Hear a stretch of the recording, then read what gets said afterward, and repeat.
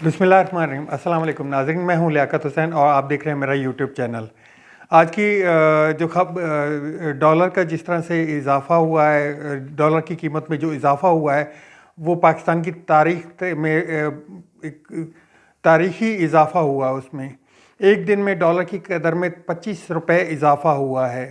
आज financial time ने भी अपने एक जरीदे में जो एक आर्टिकल छापा उसमें इन्होंने क्लियरली लिख दिया कि जी पाकिस्तान में इस वक्त ख़तरा है पाकिस्तान में कि किसी भी वक्त वो डिफ़ॉल्ट कर सकता है, क्योंकि उसके पास जो फॉरेन एक्सचेंज है वो बहुत ही कम रह गया है। और जिस तरह से इजाफ़ा हुआ है वो एक दिन में 25 रुपये का, जो 24 से 25 रुपये का इजाफ़ा हुआ है, उससे तकरीबन जो कर्ज़े में इजाफ़ा हुआ है एक दिन में पाकिस्तान के, वो तकरीबन 2500 से $3000 का 3000 रुपये का इजाफा हुआ है। अब मैं आपको बताता चलूँ, डॉलर जो है वो 231 रुपये 232 रुपये से सीधा जंप किया है 255 रुपये पे, और ओपन मार्केट में तो ये 262 का भी नहीं मिल रहा है। तो एक दिन में अगर 2500 अरब रुपए का जो इजाफा हुआ है या 3000 अरब रुपए का, अगर आप इसको मल्टीप्लाई करें, डिवाइड करें 250 से, तो तकरीबन कुछ 10 अरब डॉलर का नुकसान हुआ है, जो कि पाकिस्तानी तकरीबन 2500 से 3000 अरब रुपए का इजाफा हुआ है कर्ज़ों में। ये वो कर्ज़े जो ये लोग डोनर कॉन्फ्रेंस में मांगने गए थे अपना जनीवा में, जिसमें ये दावा कर रहे थे कि जी हमें तकरीबन 9 से 10 अरब डॉलर की कर्ज़े या इमदाद मिल चुकी है। उन इमदाद में अभी तक कोई इमदाद आई भी नहीं है। और जो एक डिवैल्यू हुआ है जो करेंसी, वो तारीख में रिकॉर्ड एक जो है उस पे जाती है। इस तरह का पाकिस्तान में कभी भी इजाफा नहीं हुआ, पाकिस्तानी हिस्ट्री में कभी इजाफा नहीं हुआ।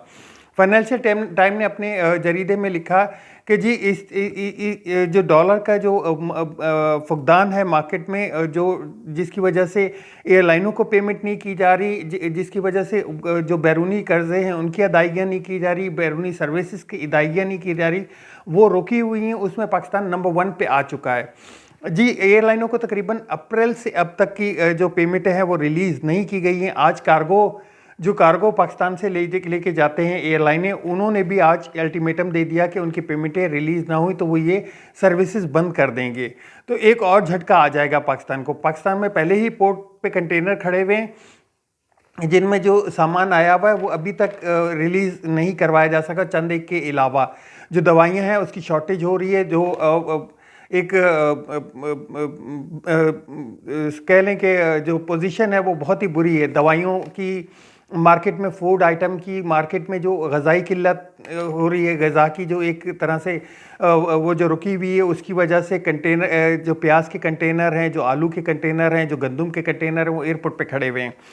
दूसरी तरफ देखें तो जो आज वो सहाफ़ी जो उस वक्त बड़ा दावा कर रहे थे वो तो कहीं मार्केट में नज़र ही नहीं आ रहे, जो कि इमरान खान के दौर में 1 रुपया डॉलर या 10 पैसे डॉलर बढ़ने को ऐसा हेडलाइन देते थे कि जी आज तो डॉलर इतना बढ़ गया, वो कहीं नज़र ही नहीं आ रहे। वो कहीं या तो पाकिस्तान से कूच कर गए या बीमार पड़े हुए हैं।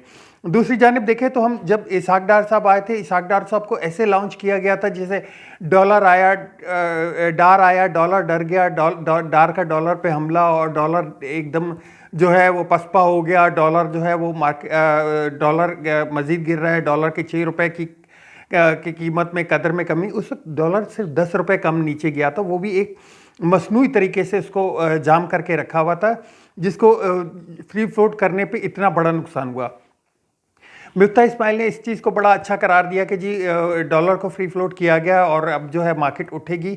मार्केट जो आने वाली महंगाई है, जो आने वाली जो चंद दिनों में महंगाई है, वो एक खदशा जाहिर किया जा रहा है कि 60% इन्फ्लेशन होगा मार्केट में। तो अब डॉलर के बढ़ने से पेट्रोल की कीमत भी ऊपर जाएगी, और जो बिजली के नर्ख हैं, क्योंकि इन्होंने तो IMF की जो वो थे वो मान लिए सारे, और अब एक अंदिया ये दिया जा रहा है कि 31 जनवरी से 9 फरवरी के दरमियान इनके मुज़ाकरात भी हो जाएंगे। दूसरी तरफ देखें तो हुकूमत को इस चीज़ की कोई चिंता ही नहीं है, हुकूमत को कोई प्रॉब्लम ही नहीं है।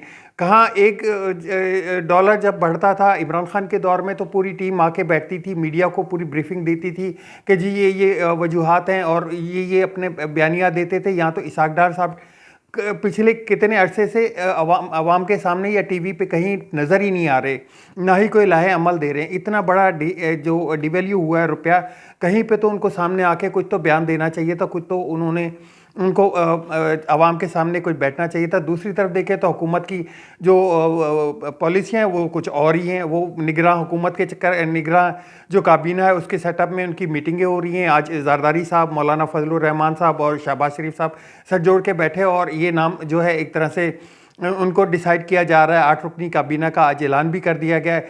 और देखा जाए तो दूसरी तरफ गिरफ्तारियाँ, PTI पाकिस्तान तहरीक इंसाफ की गिरफ्तारियाँ, धरने, वो अलग चल रहा है। आज फ़ारूक हबीब साहब पे एक और FIR जो है वो मंजर आम पे आ गई है। कल जो वो उन्होंने एक गाड़ी के आगे खड़े होकर उनको उसको रोकने की कोशिश की थी तो उनकी एक FIR कट गई है जिसमें उन पे दफात लगाई गई हैं फायरिंग की और सरकार में मदाखलत की और पता नहीं कितनी कुछ उसमें वो लिखा गया। जबकि फ़ारूक हबीब साहब कह रहे हैं कि मैंने कोई पुलिस की मोबाइल को नहीं, बल्कि मैंने एक वीगो के सामने खड़ा हुआ था, वीगो को कोई सरकारी उस पर वो नहीं लगा हुआ था, जबकि फायरिंग मैंने नहीं की थी, फायरिंग मेरे ऊपर हुई थी।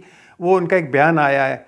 और दूसरी जानिब हुकूमत जो है वो एक तरफ से उनके जो लीडर हैं उनका बयानात आ रहे हैं कि जी ये मज़ामत की जा रही है कि जैसे उनका तो इस चीज़ में कोई हाथ ही नहीं है कि जी जो हथकड़ी लगाने का वाक़या था वो गलत था, मुंह पे के ऊपर कपड़ा डालना गलत था। एतजाज़ अहसन साहब ने इस चीज़ के ऊपर एक राय दी अपनी कि जी उन पे बगावत का पर्चा तो नहीं डलता। उन्होंने कोई रियासत के ख़िलाफ़ तो बयान दिया था। उन्होंने तो एक तनकीद की थी अपना इलेक्शन कमीशन के ऊपर, उसके ऊपर उनके बगावत का पर्चा कट गया। तीसरी जगह देखें तो शेख रशीद साहब अपनी जगह पे एक वो बयान दे रहे हैं कि जी कल इनका कोई प्रोग्राम है कोई लाल हवेली पे हमला करने का और लाल हवेली को खाली करवाने का, तो वो भी एक जगह चल रहा है। तो हुकूमत कहीं से सीरियस नज़र ही नहीं आ रही। इन सब बातों के दरमियान में आरिफ अलवी साहब का भी एक बयान आया। आरिफ अलवी साहब आज बैठे हुए थे गवर्नर हाउस में, तो वहाँ पे उन्होंने बयान दिया कि मैं तो इनको कहता हूँ कि सियासतदानों को आपस में बैठ के बात करने चाहिए, जबकि इमरान खान साहब तैयार हैं बात करने के लिए, लेकिन हुकूमत बात करने के लिए तैयार ही नहीं हो रही है। कहीं पे हुकूमत मुज़ाकरात से भाग रही है, हुकूमत मुज़ाकरात करना भी नहीं चाहती है। तो एक नज़र में, और उन्होंने दूसरे जो इलेक्शन पे डेट के हवाले से उन्होंने बयान दिया कि जी इलेक्शन पे डेट ना दें, कम से कम जिस डेट को इलेक्शन होना है उसके लिए तो बैठ के आपस में बात कर लें। उसके लिए भी कोई बात नहीं की जा रही और मेरे इस्टेब्लिशमेंट से भी कोई राब्ता नहीं है।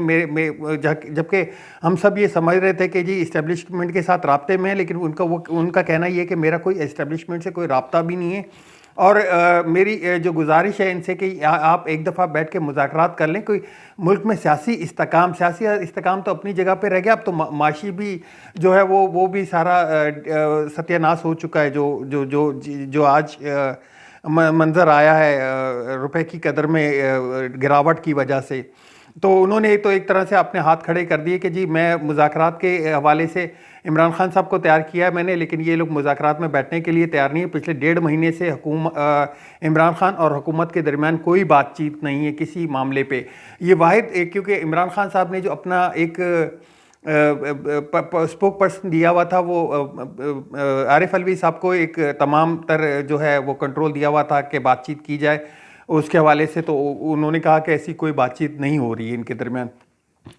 तीसरी जानिब चलते तो आज इमरान खान साहब ने एक जो है इजलास बुलाया, उसमें जो सीनियर क़यादत थी वो भी बैठी हुई थी। उन्होंने ये कहा कि जी वहाँ पे जो गिरफ्तारियाँ हो रही हैं उनके ख़िलाफ़ भरपूर आवाज़ उठाने का फ़ैसला किया गया है और इन गिरफ्तारियों की मज़ामत करने का फ़ैसला किया गया है, जबकि इलेक्शन की डेट ना देने पर जो है तशवीश का इजहार किया गया है।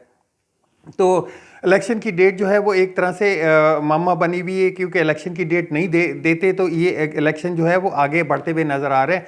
आरिफ अलवी साहब ने भी इस पे एक बात करते हुए कहा जी इलेक्शन की डेट ना देने की वजह से मामला आगे की तरफ बढ़ता हुआ नज़र आ रहा है, या मामला इलेक्शन से भागते हुए नज़र आ रहा है, इलेक्शन को डिले करने का नज़र आ रहा है। तीसरी जानिब हुकूमत ने एक और बात कही, जो मरदमशुमारी डिजिटल मरदमशुमारी हो रही है उसके ऊपर हुकूमत का ये मौक़िफ़ सामने आया कि इसके बाद ही कोई डेट दी जा सकती है, क्योंकि 31 जनवरी से के बाद 31 मार्च की या ये कोई डेट दी है उन्होंने डिजिटल मरदमशुमारी की, तो वो उनका कहना है कि इसके बाद ही बात की जा सकेगी। आज तक के लिए इतना ही, मिलते हैं नेक्स्ट व्लॉग में। आप मेरे चैनल को सब्सक्राइब ज़रूर कीजिएगा, शेयर ज़रूर कीजिएगा और बेल आइकन का बटन दबा दीजिएगा। आपके कमेंट का इंतज़ार रहेगा। अल्लाह हाफिज़। पाकिस्तान जिंदाबाद।